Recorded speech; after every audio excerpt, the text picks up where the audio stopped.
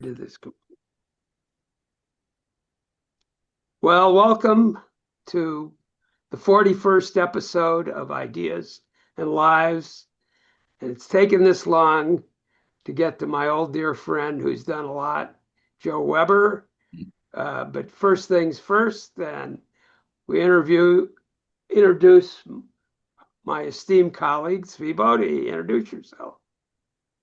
Hello, everybody. Uh, Joe was supposed to be the first person we interviewed, but what the hell? What's Who's 40? What's 40 other interviews? Yeah, right. Who's I, counting? I wanted you guys to practice first so you could do it right by the time you got to me. No, that's totally understandable. Yes. Well, And- we've been trying. We've been right. trying. So Bob and I have known each other for a long time. We're both retired, and we figured, why don't we have a blog? Yeah, podcast and webcast and everything. Right.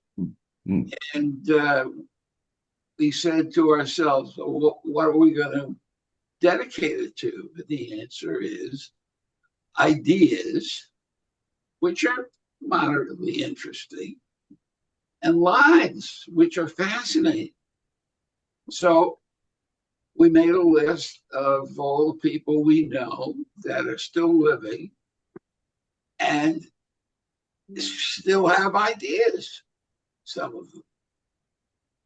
And that's it. We're both economists. I'm a financial economist, retired, and I've been spending the last few years reading everything I can about how aging people entertain themselves. And Well, I am now. here's a way we're doing it. So This is a way. The other thing is, uh, I just discovered the guitar, which is the perfect instrument for anybody over age 80. okay. Well, I'm sticking to the saxophone, but anyway, let's hear from Joe. Joe, first of all, where are you living today? You move around a lot, so Okay, let me first. I drink to both of you guys. Cheers, Chaim, cheers. Skull, all that other stuff. And I do believe, Bob, that I've known you longer than Svi has. We go back to Correct, the correct. early 1960s. We're Yes. both at Brandeis. I was a year ahead of Bob. And in my senior year, I wasn't that much into studying. Matter of fact, I wasn't into it at all. I wanted to drink beer in the evening instead of studying. I couldn't find any of my friends, my class to drink beer with. Bob was a class behind me, but he was in our same dorm or suite group or whatever it was. I think we drank beer almost every night. Mostly. Most night. And anyway, um, I just managed to graduate by the skin of my teeth. Bob, a year later, became valedictorian, so he held his beer, I guess, better than I did, at least then. Well, So, Joe, this is about you though. This is about okay. you. So let's About, start with where you grew up and uh, what your parents did and some of the okay. Brooklyn activity and whatever. Yeah, I grew up in Brooklyn, 333 Lloyd Street. Actually, it's Eastern Parkway and then Park Slope. Went to PS9, played stickball and punchball and kickball and stoop ball and what we call Chinese handball and flip baseball cards. After school, we just played outside, which kids today don't really know much about, but it was a blast. Um, and then I went to junior high school. So we were living in a pretty nice neighborhood. When we went to junior high school. I was in something called the SP, where you do 3 years of junior high and two. And so to do that, I had to take a subway 2.5 miles to Bedford-Stuyvesant, which was the probably the most dangerous school. Actually, the World Telegram and Sun said it was the most dangerous school in New York. Um, my class filled with SP kids, all white except for one black kid. The rest of the school is entirely black, and half of my friends got beaten up at one time or another. Uh, I got lucky because early, the first week I dropped a quarter, and the guy in front of me um, picked up the quarter, looked at it for a while, gave it back to me, and said, "Now we're friends." Big black guy, and I said, "Okay." And it turned out he was the big gang leader of the school, and he protected me. And every time we walked past each other, "Hi, Joe." Anyway, so I survived that. Then let's see, I went to Stuyvesant for a year in Manhattan, and then we moved to uh, Great Neck on Did Long you have Island. to take the subway when you were going to Stuyvesant, Stuyvesant? yeah, yeah, but it was safer when Yeah. I ended up in school than my John Marshall Junior High School was. And it So you was finished nice. high school in Great Neck? Yeah, I did first year at Stuyvesant, and then we switched to Great Neck. It was actually a relief. I didn't really have to study anywhere. I mean, Stuyvesant was pretty tough. Great Neck, not so much. And did, okay, but you know, uh, what can I say about Great Neck? Not Now, much. Stuyvesant was an exam school, right? You had to. Yeah, there were three at Bronx High School of Science, Stuyvesant, and Brooklyn Tech. So, Right. um, and so then I guess I went to Brandeis. There's How not did much. you decide to go to Brandeis? And how did you get in without studying?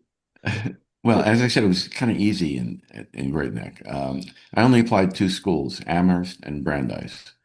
Amherst rejected me, so I went to Brandeis.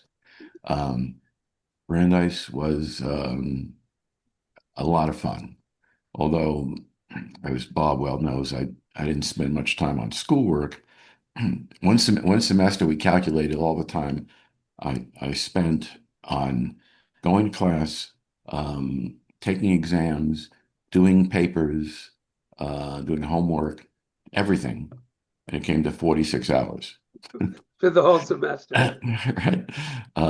For the whole semester. Well, Right. you needed grade inflation, so like they Right, have right, there. right. Well, freshman year, um, I basically spent time playing bridge and poker and stuff like that. Uh, I won the intercollegiate championship in Brandeis and was on academic probation with my 1.2 grade point. It's tough to get a 1.2 and a 1.2. Anyway, the next year I made Dean's List. A year after I went back on academic pro and just managed to graduate and get enough credits to get out of there. And Now, then is making Dean's List, is that good or bad? it was good, but no, it was not that. It's not like what Bob did. We with it was my summa cum laude and valedictorian, but it meant that instead of having three C's and two F's, they called B's in. I had mostly B's and a couple of A's in statistics. So tell the story about how you were a pre-med major at one point, Right. and Well, what happened with that? I started out as a math major. I thought I was the most brilliant mathematician in the world, and I found out otherwise. There were two kids. I don't know if you remember Charlie Schiffer. Yeah. Oh no, it wasn't Charlie. Yeah, maybe it was Charlie. Some other guy. Two kids that were just so much smarter than everyone else. It sort of destroyed my ego, and so instead of I was an honors math, and so I dropped down to one level, and then switched to biology major. Flunk Chem 10. Uh, um, so somehow at the end, when I was trying to figure out what I was going to do the next year, at first I wanted to go to med school, and then I said that let's try that. And I went and visited the dean of downstate medical school, and I remember walking in the office, and he started laughing hysterically when he looked at my transcript. You, you think you think you can get into medical school with these grades? What are you crazy? And then he said, I only had two A's my entire 4 years at Brandeis. One was in academic statistics, I mean, in economic statistics with Berman. Is she the Yeah, one, Barbara Bergman. Barbara Berman? And the other one was in psych statistics. Only two. I don't know why, but somehow statistics resonated with my brain or soul. And so he happened to be the guy that handled the fellowship at Columbia in biostatistics. And also, I was in the 99th percentile on my math boards and the MCATs, the medical boards, and on the math and science part. So he said, I'm going to get you into Columbia. And I got into Columbia 2 years um, on a fellowship or whatever, which was nice because they gave me some money too. Oh, by the way, before I that came through. I went to it was Vietnam days, and I didn't want to get drafted, so I went to um, Marine OCS.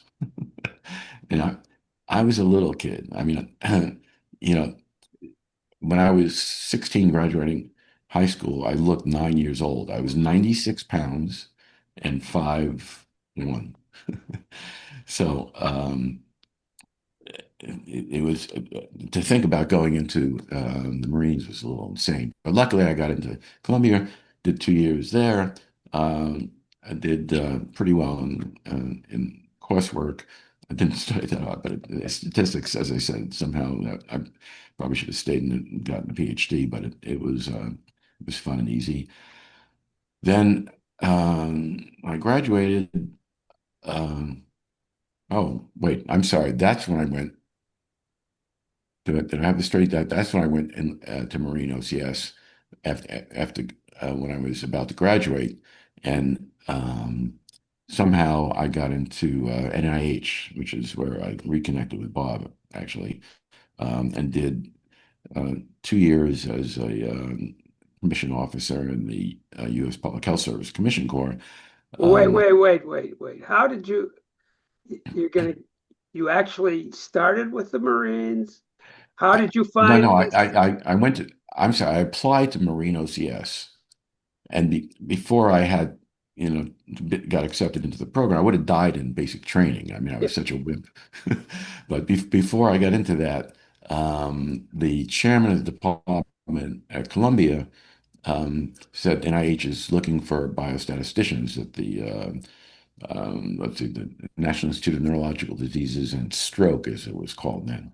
Um, and so I they accepted me, did those 2 years. I was doing, But NIH, but you were in the pub. How did you make that part of the public health service? That's the public health service, which is mostly designed for doctors and nurses in Indian hospitals and public health hospitals and stuff, also has commission offices at NIH and probably in other areas. So you don't have to be a physician or a nurse. You don't have to be a clinician. You can be a researcher. And so I had a master's in biostatistics, and so I got assigned there, and that was a fun time. I could tell you some stories, about the go ahead, time. let's hear one. No, no, you don't want to hear those. It's about the times you and I were together, and you said no pornography, right? Nothing too racy, but we had a good time there. Well, uh, my recollection is that you used the fact that you could go to the officers. What do Yeah, they call it? Yeah, we went to Fort Myers Officers Club. officers clubs. That was fun too.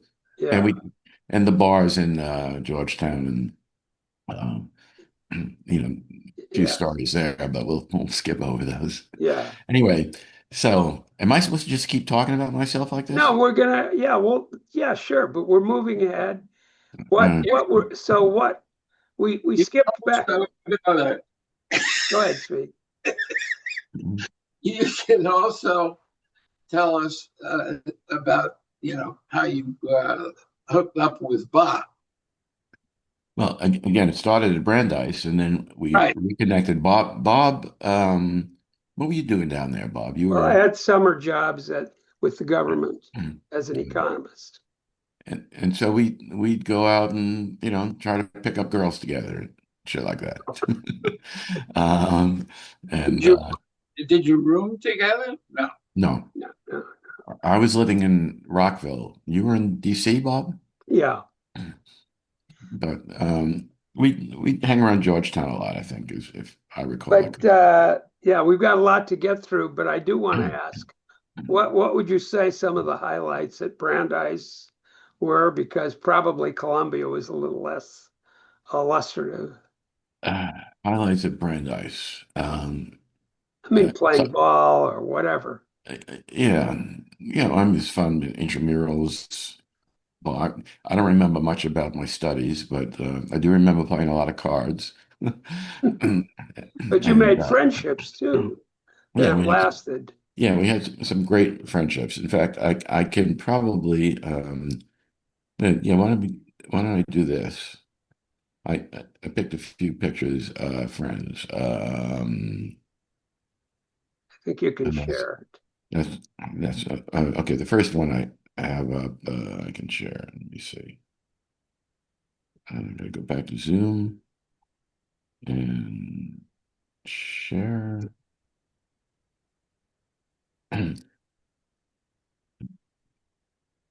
You, Yeah, okay. I think Bob knows all these people, right? Can you see that?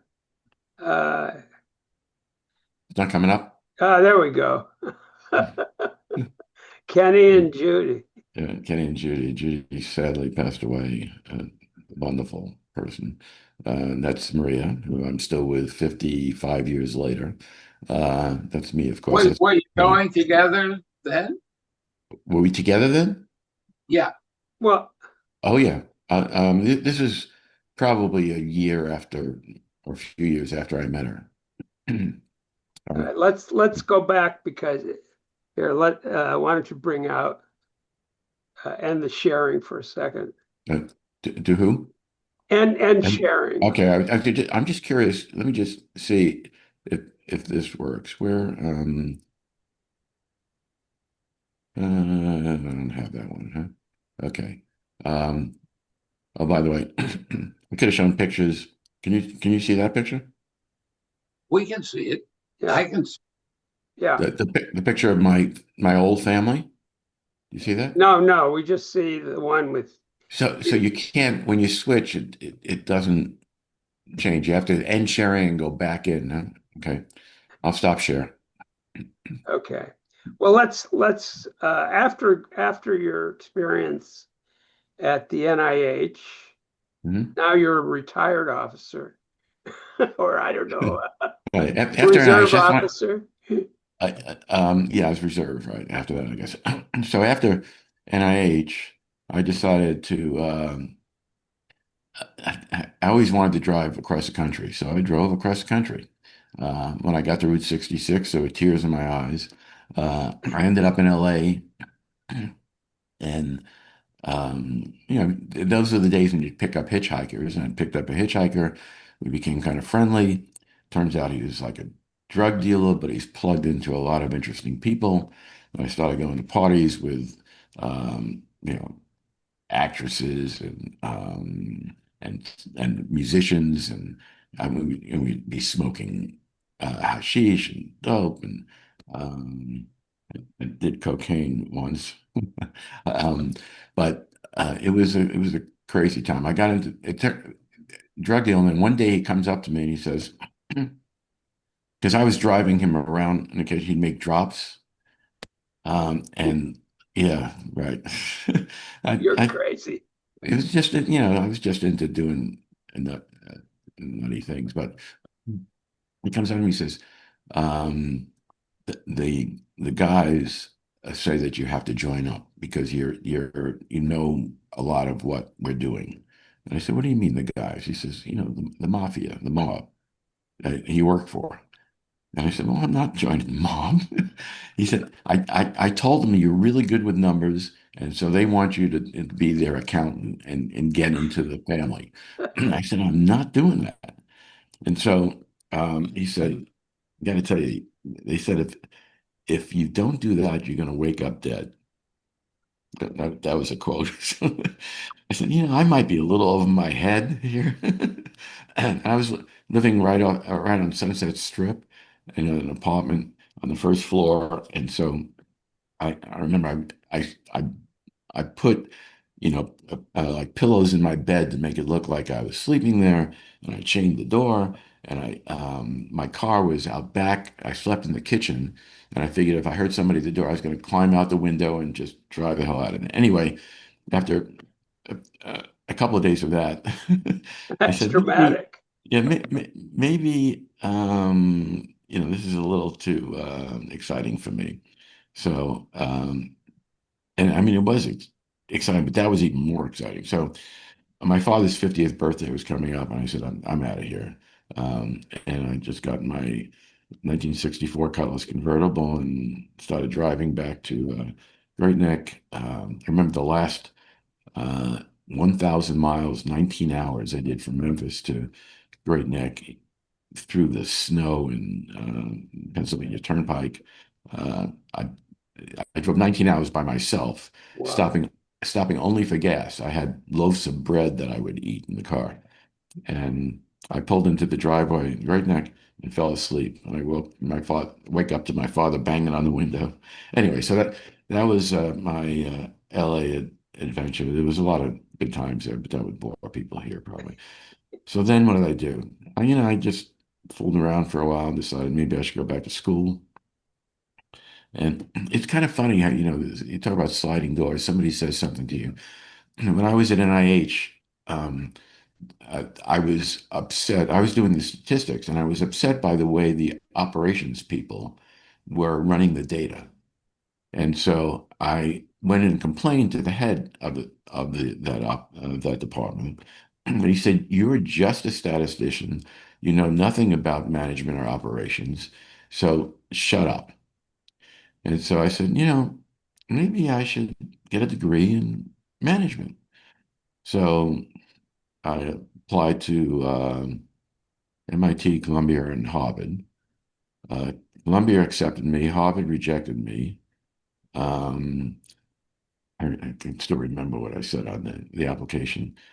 Something about explaining my low grades at Brandeis, but I've grown up.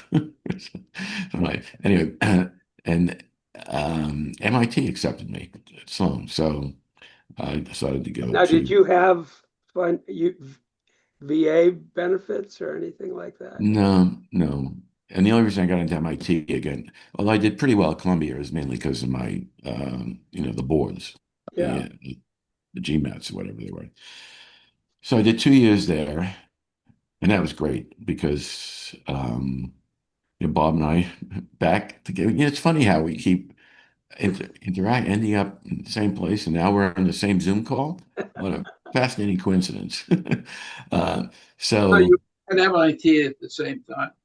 Yes, Bob was getting his PhD in economics, and I was at Sloan getting a master's in what they call a master's in management, which is basically an MBA. And the most we lived in Cambridge, in Harvard Square is just terrific. Um, But you and enjoyed the courses, I think, didn't you? yeah, kind of to the extent that I, paid attention to them.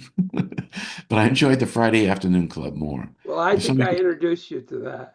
to the Friday afternoon club. Yeah. Really? Okay. So that's cool. So Friday Afternoon Club was a great thing at MIT. It was in the Ashdown House at the basement. I don't know if you could, because it was put on by the rugby club, and I was playing rugby for MIT at the time. So that Maybe, may be, but maybe one that's way or the right. other, we ended up there. And every Friday at 5 o'clock, a bunch of us would go, a lot of MIT guys would go, and you pay $1 and you get all the beer you can drink, draft beer you can drink, all the pretzels and potato chips you can eat, and girls got in free. Any women, girls, whatever they were, get in free. And each week we'd find out about these parties, because there are parties going around all over town, all over Boston, Cambridge, and we write down the addresses. Um, and we go to like three or four parties typically in a Friday night. Bob, you did that with us too, right? A On bit, occasion? not often, but No, yeah. no, we did it all the time. And so we would, and you walk into these parties, they don't know you. You knock on the door. This is the 60s, well, late 60s, early 70s. And they open the door, come on in. They might hand you a joint, have a beer, eat our snacks and stuff like that, and we listen to music and maybe dance a bit. Anyway, so that we did that, and then one fateful Friday afternoon, Maria, I saw this woman who I thought was gorgeous, um, standing by the potato chips. I went over and said something stupid to her, and we argued about who was young. Both of us looked pretty young, and so who was younger, um, and then I said, "Would you like to spend the night with me?" And she got mortified, and I said, "No, I mean go out to dinner." Um, I don't mean, and so she said, "Okay, great." And then eventually we left, but somehow that who is he? It was a friend of yours. I'm trying to John Hill, something. John What? Hill. John Hill. He was the king of something, right? He was. He was a big finance guy, but Yeah, anyway, so he followed us around. We were all kind of whatever. Anyway, so yeah, must have I been won fun. the wife lottery. Let's see, do I have Maria when I met her? Well, we Okay. saw we saw No, we but you saw didn't her at this a young age. this is like the week I met her, if I can figure out share. What was she doing? Was she a student? She got no, she got dragged there. She was doing medical social work at the time, and she got dragged there by um, her roommate. And Wow, so, as I said, she looks pretty young. As I amazing. said, I won the wife lottery. Um, she yeah. So anyway, so we lived together for a couple of years. Um, that was 55 years ago, 11 days ago. And then Happy she's, anniversary. thanks, she's now, You seem to have won a few lotteries. You got that dean to get you to do statistics, and that gave you something, and right. then you got it, became an officer in the Yeah, public health service. I've been lucky at times, but this was the best lottery. This was her. Can you see that? Her 80th Yeah, birthday. Um, so anyway, that was a good time. Oh, what do they want to do here? Hang on a second. How do I do that? Um, Now, but you, we got you said earlier, you said something about wanting to become a doctor. True No? friendship is worth celebrating. So let's dance like nobody's I'm watching. sorry. Hang on a second. Let me just. Uh, you asked me about friends before and I didn't get to that, but talking about making um, friends. Um, in addition to Bob, these are the kids in. True friendship is worth celebrating. So let's dance like nobody's watching. Because every moment together is a treasure. Could you see that? yeah. So Danny. True friendship this is worth celebrating. AI. So let's dance like This is all nobody's AI, watching. by the way. It's from a Because every picture. moment Oh, together. really? Oh yeah, yeah. I mean, AI is unbelievable. I guess we'll get to that if I don't keep my soliloquy or monologue going for much longer. So, where were we? So you finished About you finished MIT, you got married, and then what? What was your post MIT Yeah, activity or job or career or I started working as a consultant in It was called biodynamics. It was health information kind of. I wrote my thesis on computerized medical records, even though it was a business school. Um, and one of my clients, one of our clients was Cook County Hospital in Chicago.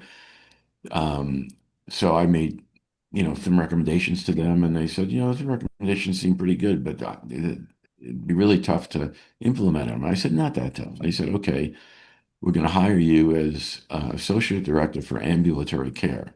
So I'm in my late 20s now, and I take that job. It was a big pay increase, moved to Chicago. Most exciting emergency room in the country, probably. I was running that and the outpatient department in the neighborhood health centers. So that was 2 years. That was to this day is the most exciting job I ever had. But I'd work from 8 a.m. to 8 p.m. I'd come home. I'd probably need to drink 3 quick martinis before I could be civil and interact with Maria and calm down. But anyway, so I did that for a couple of years, and What were some of then the highlights of that job? well, one of the highlights is when I got there, the chief of nursing came up to me and she said, "Sonny," this is an exact quote, "Sonny, Cook County Hospital was here long before you got here. It'll be here long after you're gone, and it won't be that much different for you being here." So, I think I did some good things. One thing I did is the emergency room wait when I got there was 5.5 hours. I put in this pretty sophisticated triage process, and had care that was delivered in different levels. And we brought it down to 35 minutes, and I'm sure improved the quality of care as well, but we Wow. couldn't measure that. But we brought it down to 35 minutes on average. I was only there 2 years. I went back to Cambridge to be a consultant again, urban systems research and engineering. You know Jim Tien? Did you know Jim Tien, Bob? Yeah, I knew of him. Go ahead. PhD. Anyway, so and 2 years after that, I went back to visit Cook County. It was back to 5 hours the wait. So she was absolutely right. Um, anyway, so since that time, a lot of this stuff sort of blurs together. Why did you Consultant. leave the Chicago job? Um, we really loved Cambridge at the time, and I got this offer at the Harvard Square think tank, and it was pretty cool because we were at 1105 Mass Ave. You probably remember that apartment, right? In Harvard Square. I walked like a block and a half to work into Harvard Square, and you could eat at Elsie's and all those. I mean, it was uh, a great time, good experience. Um, and they said that consulting, got involved in ventures. Um, Now I'm still working. I mean, I'm 82 freaking years old. It's kind of funny, Bob, right? I mean, I did no work when I was in college, virtually, and now I'm making up for it. But I'm doing stuff that I do get a kick out of. I'm involved with a medical device company. I was kind of a founder. Actually, that's another interesting story. A guy that I work with, big time CEO type, calls me up and says, "I found this fantastic technology. You hold the chip against the skin, measures your biomarkers, no needles, no invasive stuff at all, and you can measure biomarkers from the interstitial fluid, which is pretty much the same as what's in your blood serum." He said, "I'm about to close on a $60 million venture capital investment. I'll pay you $300,000 a year and give you 10% of the company." Long story short, that fell through. That was like, Oh, that was 14 years ago.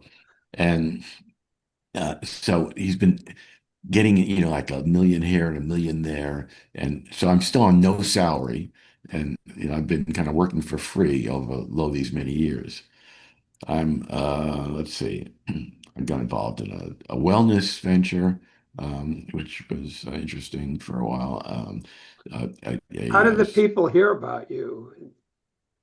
Did you? It's kind of funny. Like, For example, as part of this medical device thing, I reached out to somebody who has a technology which is interesting. It's a device that straps across your chest and it does continuous ECG and respiration and heart rate variations and posture and a whole bunch of stuff by strapping a device across your chest, and the data go to an app, of course. So, um, and we started talking about a possible integration of the two technologies. Our CEO didn't think it made sense. This guy somehow enjoyed chatting with me. Also, we met for dinner at Capitol Grill in Atlanta, and we both have the same taste in martinis and in filet mignon at Capitol Grill. And so he said, I want you to be on my board. So now, you know, I'm joining his board, which is kind of cool. And then another member of his board is a key board member of something called uh, Pediatrics, World Pediatrics. They provide surgery to kids around the world that couldn't get it otherwise. A lot of cardiac focused surgery. And so, we met also at Capitol Grill, and or was it a different one? I don't know. Anyway, so now he wants me to be on the board of World Pediatrics. So I mean, that's the guy. I'm no Jeffrey Epstein. I have nowhere near the connections he has. Epstein reminds me of my father kept telling me when I was growing up. It's not it's not what you know, it's who you know, which would kind of piss me off, because I thought, like, how could that be? Anyway, freshman year of college, I call him up and I say, Dad, I finally realized you're right. It's not what you know, it's who you know. So I'm dropping out of school and I'm going to drive around the country meeting people. He He didn't never said like it. that. He never said it to me again. He never said it one more time. Yeah. But I mean, it's absolutely right. I mean, look at what Epstein put together, right?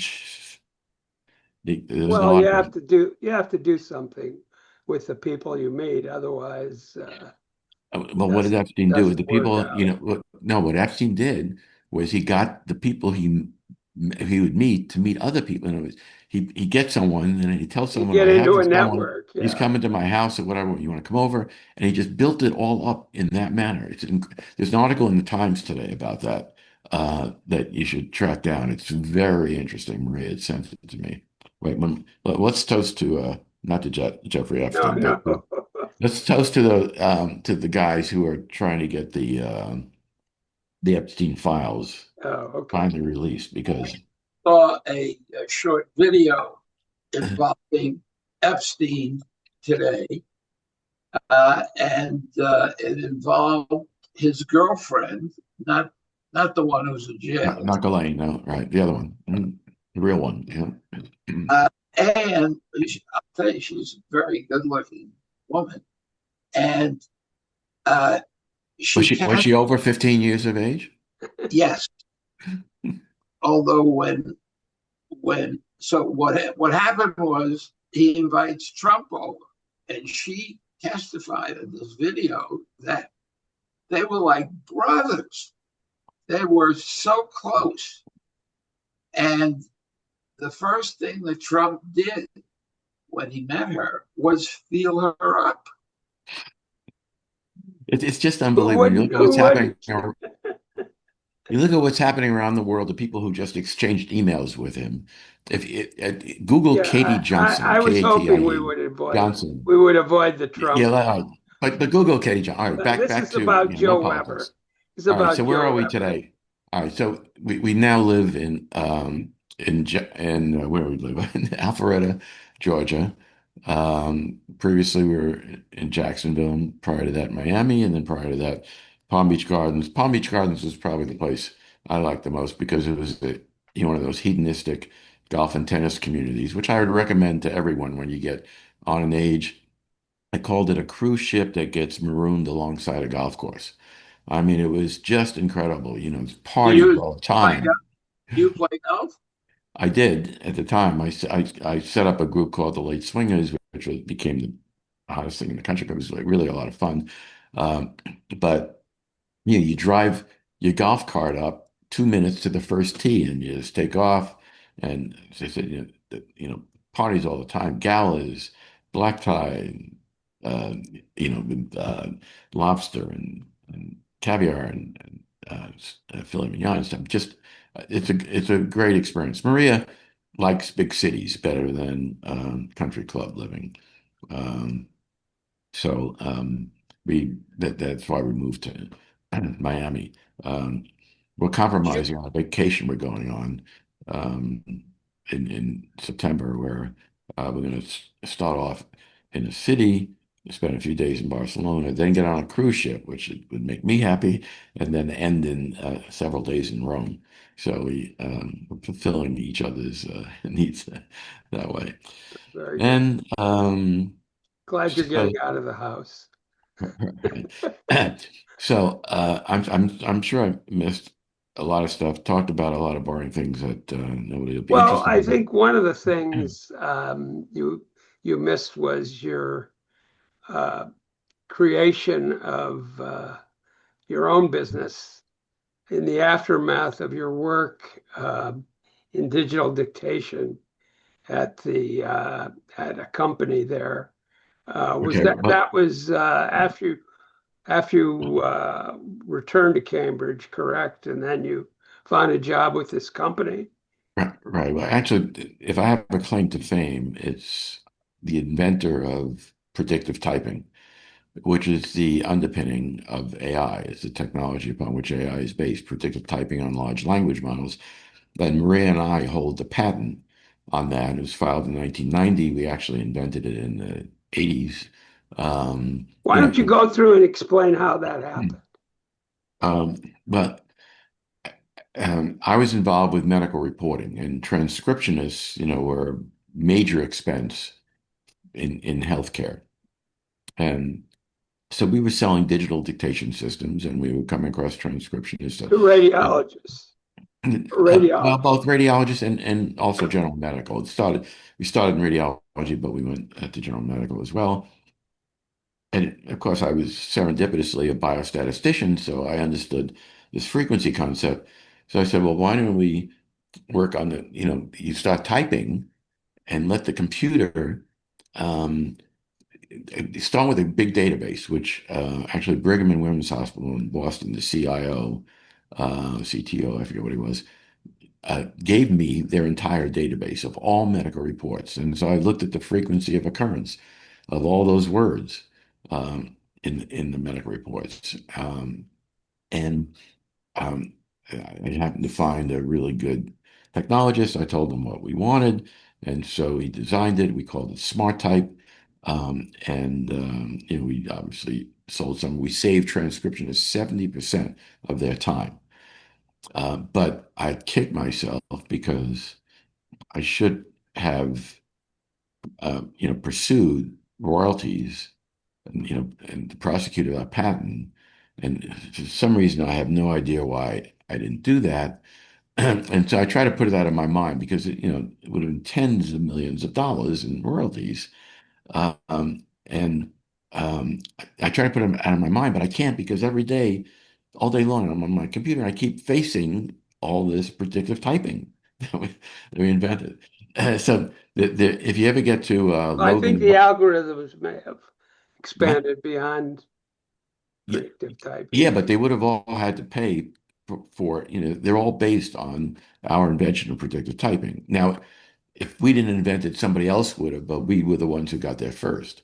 At Logan Airport, there's something in the JetBlue concourse. There's something called the permanent exhibit of the most important innovations in Massachusetts. And you have Facebook, you have Harvard, you have the pacemaker, I guess you have the magnetic core of the computer. Jay Forrester is, Bob knows. Um, and um, and chocolate chip cookies and golf tees and there's 56. They looked at over 500 inventions. They picked 56, and Maria and I are there as one of the 56. So if you ever at that concourse, you'll see an exhibit of our So instead invention. of monetary compensation, you get pride of I traded for only 20 million bucks, maybe. I don't need many tens of millions, just all right, 15 million. I'll sell 50. So anyway, that was that's probably our claim to fame, major claim to fame. So Uh, what's a day in the life of Joe Weber today? I said to I've gotten deep into AI.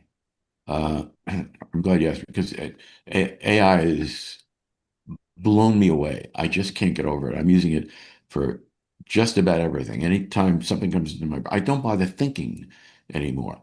I have it write poetry. I wrote a children's picture book, believe it or not, which is on Amazon, Bob. You can buy it for $9 if you want. And AI, drafted it and did all the images. I edited maybe 20, 30% of it. I'm using it for business proposals, for medical care. I have an article on LinkedIn that you could check out, where I say very soon physicians will be replaced as the primary providers of healthcare by nurse practitioners with AI, because physicians, their value, aside from surgeons, that takes robotics, but other physicians, their value is their knowledge. Well, their knowledge has been devalued by the fact that AI knows everything. I mean, even the generic ChatGPT and Gemini, the generic engines, and not to mention what is it, Code Evidence, which is designed for medical applications. I mean, sorry, open evidence. Um, I have friends and relatives, as well as Maria and I, who've had conditions that I feed it pictures and maybe imaging and clinical notes and symptoms, excuse me, and it comes back with incredible diagnoses and treatment plans. In several cases, the physicians of my friends couldn't figure out what was wrong with them. AI came up with a diagnosis. When they went to a super specialist, it was confirmed. But I mean, seriously, it knows everything. I mean, I have problems with my computer, problems in the home, um, travel plans. I mean, it Yeah, guided us on well. I mean, if you, it's going to replace just about every job you can think of. I yeah, mean, I say, mamas, don't let your babies grow up to be any kind of white collar or even a physician. They should become dentists or dental hygienists or surgeons or plumbers. Um, it's, I mean, we should have a blue ribbon commission figuring out what we're going to do when people don't have jobs anymore because AI can do almost everything. Now, you say, I keep seeing these articles of you need a human in the loop because it's got to do this and that. You have AI now.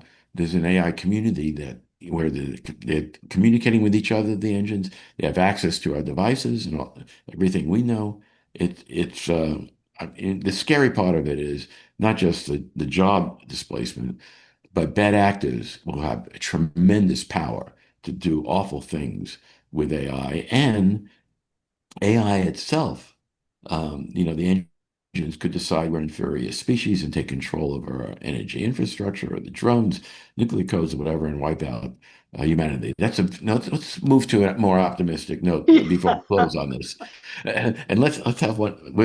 How Let's much drink are to yeah. you, Svi, how much are you using AI? quite a bit, actually. Although I wanted to use it to create slides for my textbook. I have a new textbook in finance.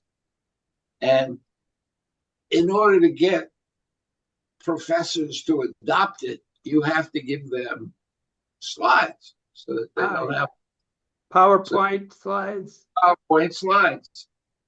And the promises that were made by some. There's this program called, I forget what it's called already, but it promised everything. It would design a set of slides that had the same theme for every chapter, blah blah blah blah, and bullshit.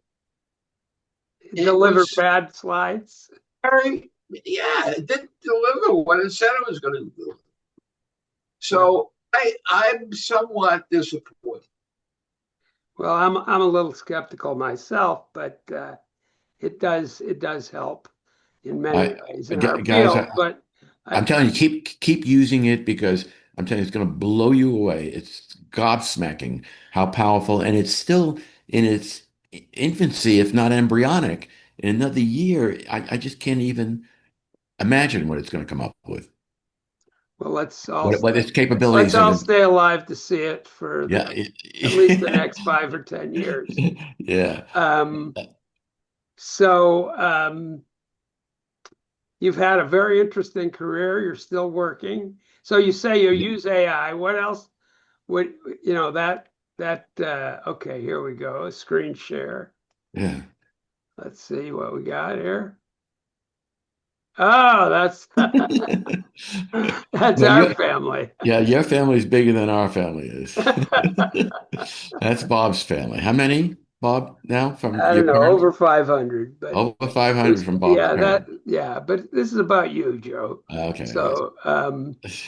so, I mean, are you on the phone a lot? I mean, are you No, reaching out or what's I'm not a big phone guy. I mean, Zoom is okay.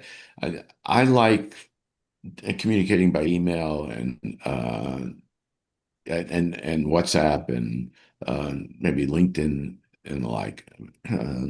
Phone, I tend to try to avoid spending a lot of time on the phone, but yeah, I like kind of dancing around and stuff like that. Oh, I'll show you.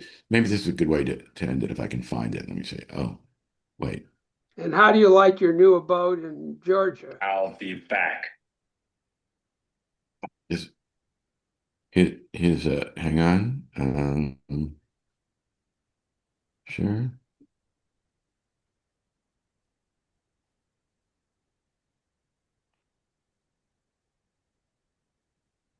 Okay. Oh, I'll be back. A little bit of AI there, right? You're asking me, Bob, I'm sorry? how are you liking Georgia? Yeah, it's all right. I like Palm Beach Gardens the best. Yeah, Second, I would go with let's see, I would go with Cambridge, I think, for sure.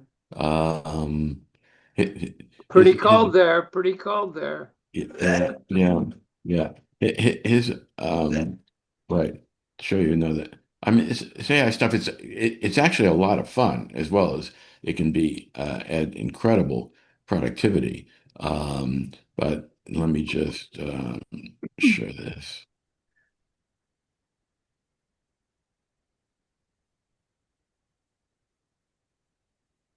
Ah,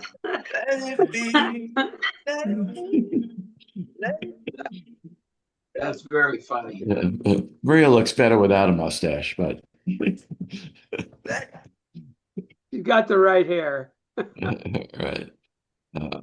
So yeah, I mean, okay, it's a lot of fun to play around with AI, but also its power for getting stuff done is just amazing. You were asking me, Bob, I'm sorry. So let's find out about what's the company with most promise that you're working with. Um, well, the medical device company, um, it's doing very well. I've been at it 14 years with no compensation. I mean, at this point, I'm just playing with it, every once in a while. But we have we've done successful clinical trials at three Harvard hospitals, Joslin, McLean, and Beth Israel. Oh, and the Brigham. We are Mayo Clinic is a collaborator and a shareholder. It looks like we're going to get a publication in Nature Biotechnology magazine soon. The company is, valued at nine figures. People are investing in it, but I need to get an exit.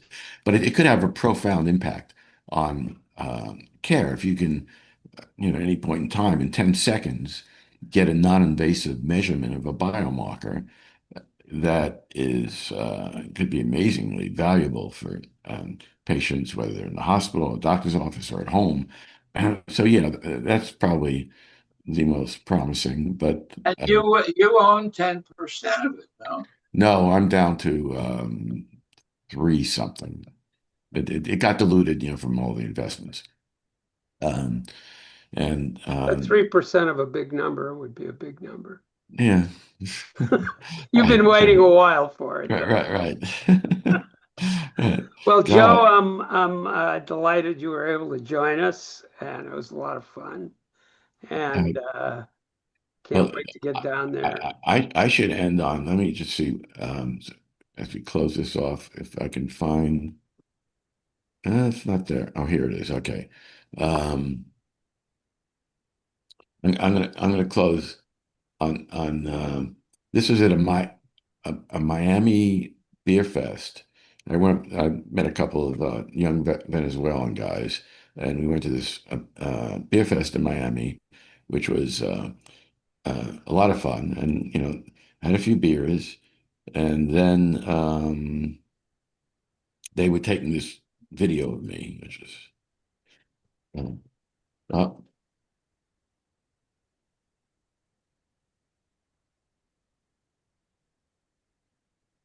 Up there he is. Uh, well, I do loosen up a little. Uh, All right, all right. so Oh, you got a big woman there. so my thing was keep on dancing till the world ends. Um, Okay, well, uh, Svi has the best closeout, which is Sei gesund.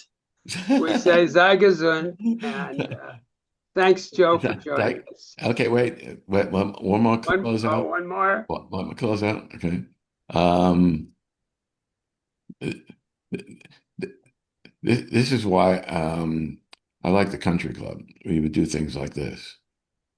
Ah, there Oh, we go.